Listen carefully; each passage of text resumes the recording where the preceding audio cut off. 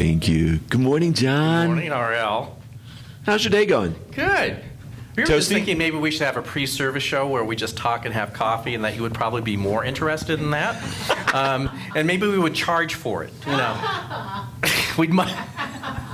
Yeah, well, I'm just saying, just to spice it up a bit. Good morning, everybody. And I think it's good that we can laugh. I think I'm cried out, so let's just laugh a little bit. And if you're like me, you've been through about every motion you could go through this week. It's interesting, on Mondays, most Mondays, I will have someone either on the phone or that I run into in this grocery store, of course, perfectly distanced, that will say, "Hey, John, yesterday was great on live stream. What are you going to talk about next Sunday?" And I've started, this is just a little secret, don't tell anybody, I've started to lie. Because the talk I would give on Monday is not anywhere close to what the world will be like on the following Sunday. So I just tell a little white lie because I have an idea. And this week especially, anything I would have had to say on Monday would have been completely irrelevant for today and what we've been processing and what we've had to take in and looking at the changes in our world. And as I have said quite a bit over the last few months, we are in a time of great and rapid change.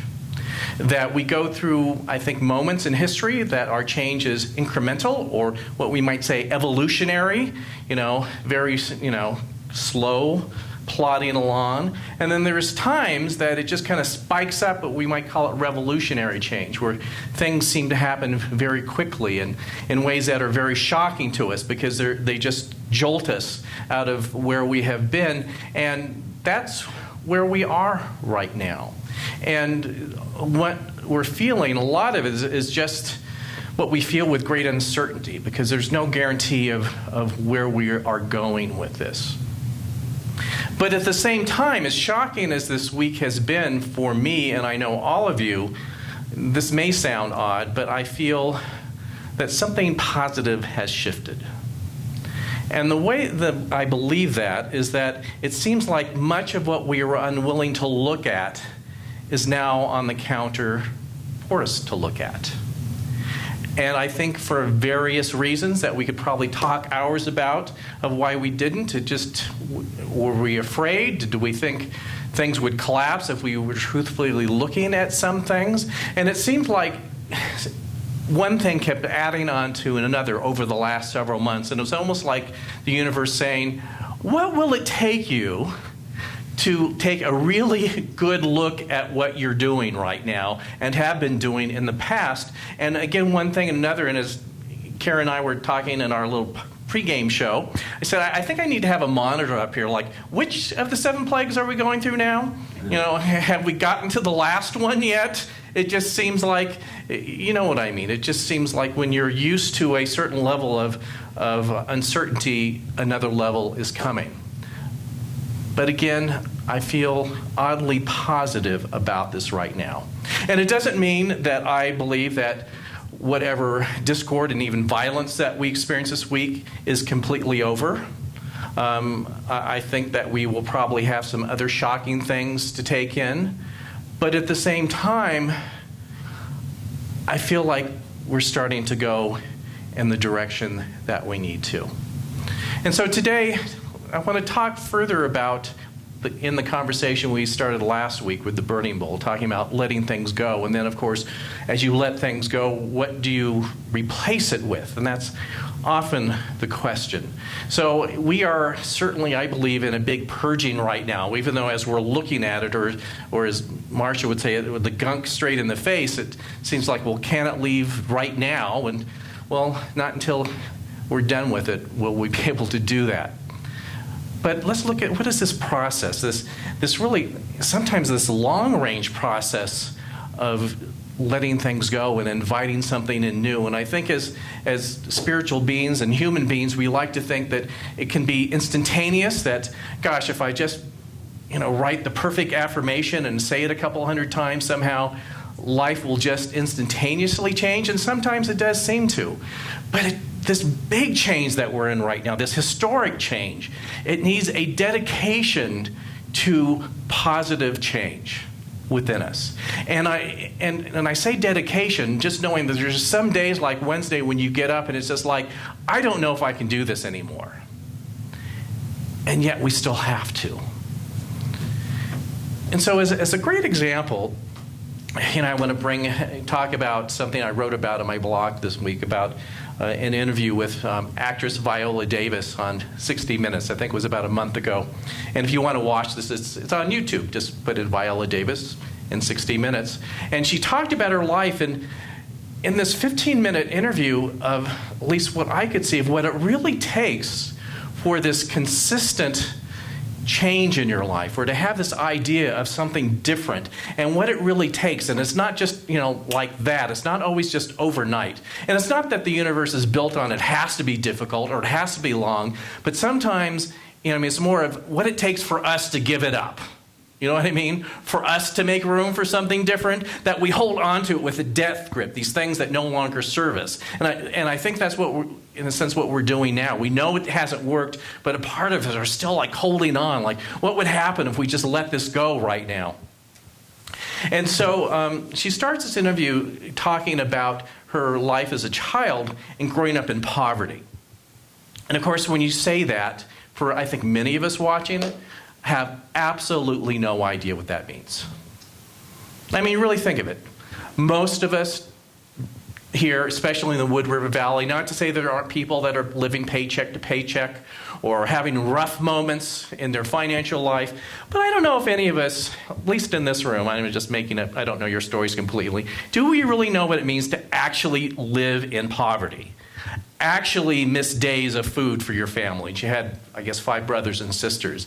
Actually be so on the edge that you're constantly in a state of uncertainty. I don't think most of us really understand what that is. But it's interesting what she said about poverty and her mindset as for her and her family. It says, poverty seeps through your mind. It is not just a financial state. It is an invisibility state, a worthless state. She went on to talk about the shame that is accompanied with the experience of poverty and how she was led to believe that having a better life was just a matter of doing the right thing. So just think of just this mindset, and not just to have this pithy thing of saying, well, just change your thinking or something, but it gets in the DNA, whatever your life is, deep into you, to what you believe is possible for you. And knowing that if you're raised in poverty, that you are probably raised in an environment that you have absolutely no idea of what steps you can take out of it. And just all of us this morning, just think of how you were raised, whatever financial level you were raised. You were trained how to recreate that level. You were trained that there were opportunities that would help you recreate that level.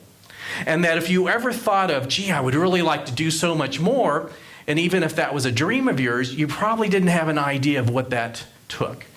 And that there are people that do that, but they have to go at the depth of who they are to rethink what the possibilities are for them, as well as a great education of what are the different paths that I haven't been in on in the way that I grow up. So she realized in this interview that she was just in this state of being, and that she had to completely reinvent herself, reinvent her life, if something else was going to happen for her. And there's a whole part of her life that she didn't get to in the interview because it was 15 minutes, and I wish she would write a book. And the next part she talked about, in where she had in her mind the complete revamping from the basement all the way to the top floor. She talks about when she was given or awarded a scholarship to the Juilliard School. Now, she didn't talk about how she got from poverty to a scholarship, and that's a story I would love to hear that she didn't go into. And she was asked, well, what was Juilliard like? I mean, how did it work for you, so to speak? And she said, and I love this, said, Juilliard was like the cough syrup Mucinex, gunk. It works, but it tastes really bad going down. And she went on to say, excuse me, that the experience there completely, and I don't know if I'm using the same word she did, but completely dissolved her as a person almost, and what she thought was possible, and what skills she thought she had, and rebuilt them from the bottom up. And then I really see that in that statement, that it's had to have been a time that she was able to completely release beliefs from her younger life of what was possible for her. That it took that complete reforming. And I like this idea of it being Mucinex. When I was thinking of this, I've never taken Mucinex. I have no idea what it is or how terrible it is. So I was thinking, it's a lot like NyQuil. Who in their right mind, as they were formulating that, thought that that would be a good thing, tasting-wise, to take down? I mean, really. And the only time I take it is if I really have a bad cold or flu. And the whole thing is it's like, I know if I can get it down, and if it doesn't come back up, it's going to do some really great things for me, like allow me to sleep through this cold. But you do it anyway, because you're hoping for some relief. And I think right now, I mean, not to make light of it, we're in a really big Mucinex NyQuil portion of the program in our country. That there's a lot of things that are difficult to swallow right now. There's like some pretty harsh medicine that we're having to take, and the medicine really is just to be willing to get out of our own corners and to look at things a little bit more truthfully. And to see, well, not so much how do other people or things have to change, but how might I have to change? And it was just so heartening this week that, as you watch the news and things, that hearing political people from different parties actually starting to say some of the same things. Even that small little bit was pretty amazing to me. But what brings up this NyQuil stage, in a sense? Well, first of all, it has to start with an idea of something different. And I mean, and we call like a vision of your life or a life of our country. And I don't mean a pretty picture of what might be nice. And I don't mean a fairy tale. I mean like digging deeply down and asking yourself, what is a life of meaning for me, my community, and the country? And again, a lot of times people mix up the word vision with things like vision boards, which are honestly more of a shopping list. It's like really being like her experience with Juilliard, getting right down to the base of it and really being ready to dissolve yourself in a sense and say, what is this bigger vision of my life? And she was asked about having a bigger vision for her life in her teens and early 20s. And she said, I realized I needed something to catapult me like a rocket booster. The dreams, they couldn't just be casual dreams. They couldn't be incremental. I think sometimes the idea of a bigger life, and I'm not talking about wealth and fame necessarily, I'm just talking about a life of purpose where you know you're doing what you came here to do. That even the idea of it sometimes can be so daunting that we tell ourselves, like, who am I to think that I could make that sort of difference? Like I said, you can make that difference on the stage like she does as an actress, and you can do that raising kids in a home, not even seeing people all day, but just your kids. It doesn't matter what you're doing, but it matters what is your purpose, what is your motivating force, what is that flame within you that is showing you how to go about your life. And that's what I think the vision we need right now. What is that motivator beyond the details, beyond the corners we go into? What is this thing that we can share that says this is what we need to do in our country right now? This is what I need to do as a person right now. But here's how the difficulty comes in. So we can have these great flashes of inspiration and possible vision for our life. But those flashes are just, previews of things to come if you allow them. Like, remember when we used to go to the movies? I kind of remember when we go to the movies. So that they'd show previews, and you'd get a little excited about the preview. That was no guarantee you would go to the movie to see that from that preview, right? Remember? So visions can be just previews, or they can be the thing that kicks you off to something amazing. And the same for our country. We all might have little ideas of previews of the bigger idea of who we can be right now. But the thing is, we need to sign up to go to the movie, in a sense. We need to take the next steps. And this is how it works. And it's often is not easy. So, in a sense, you have where you are. And going back to Ms. Davis, you had where she was in poverty. And then she had this idea of what her life can be as she's expressing her natural God-given talents. And there is a lot of Mucinex and NyQuil in between. There's where we come into some of our difficulties. When we've got to swim through the NyQuil, we've got to swim through the Mucinex. And like I say, I think we've been bathing in it all week this week. That when it comes, the discrepancy between those two things becomes so clear, and the dedication that it takes. And to say, well, what really is this dream? And is it the truth of who we are? And again, can I just keep going on here? Can I keep dedicated myself to it? But I think one of the keys here is to really come to the understanding and belief that in this vision, you have something to offer that no one else has to offer. That even, yes, we come together as a group consciousness, but we are in consciousness individuals as well. We each have a piece of the puzzle. Again, in this interview with Viola Davis, the interviewer was asking her, as of course she was trying to have this greater idea for her life, and he said, did you have any idea to the extent of what you had to offer, of what your talent was? And I love her answer. She said, abso-friggin-lutely. It was abso-freaking-lutely. I love this even better. Abso-freaking-lutely. And it wasn't an egotistical thing. It was a knowingness of what she had to offer. And again, as human beings, we're kind of trained to be self-deprecating, to minimize our real talents. So this is not ego. It's like coming to understand this is what I have to offer. And even look at what I do. The things that I offer, I have done through every career and job I've had, whether it was a dishwasher or a minister. There are certain things we each inherently have that we offer. So part of this vision is to get real with them and say, yes, that's what I have. That's what I can give regardless of where I go. Whether I'm a minister or a dishwasher, I can give these things. So that's part of the larger vision here. What is it that you have to offer that you can do each and every day and regardless of what you're doing?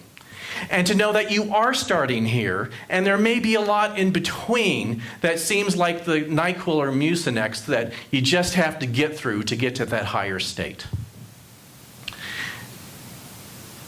And there's a great payoff when we do that. I absolutely know and believe that we're going to do this as a country. I absolutely know and believe, as I've said probably multiple times, that you will tell stories at your dinner table 5 years, 10 years, 15 years, 20 years from now of how bad it looked and how amazing it turned out.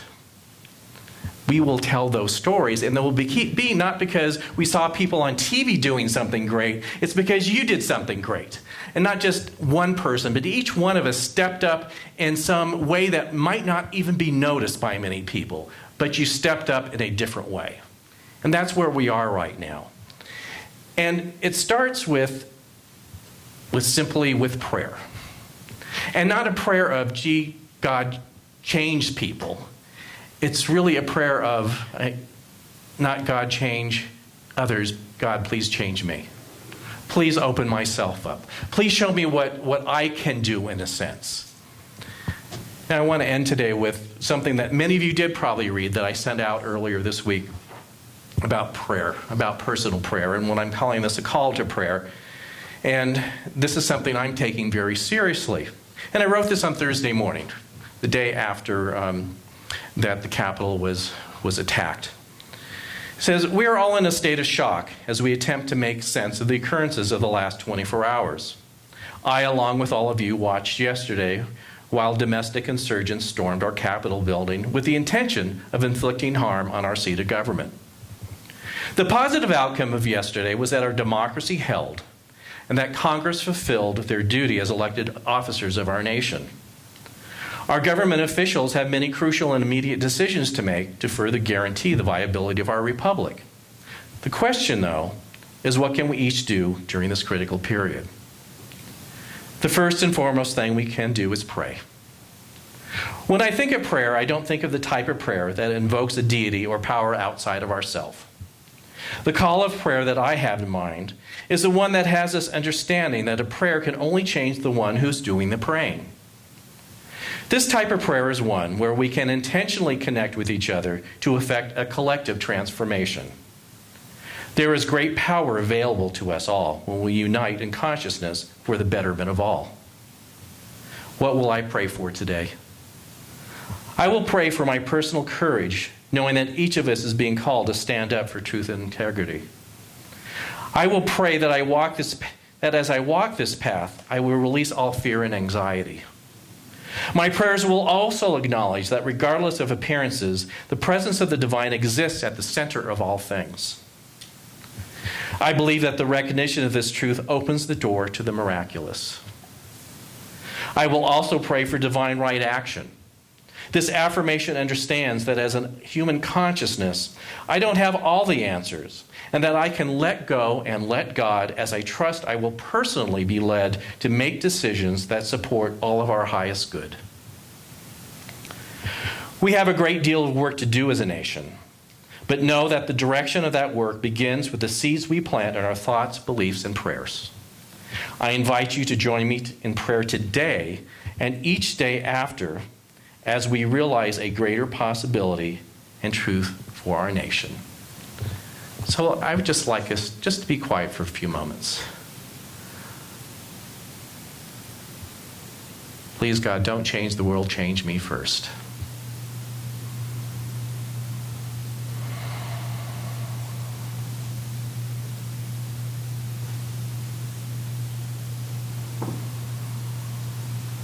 And so it is.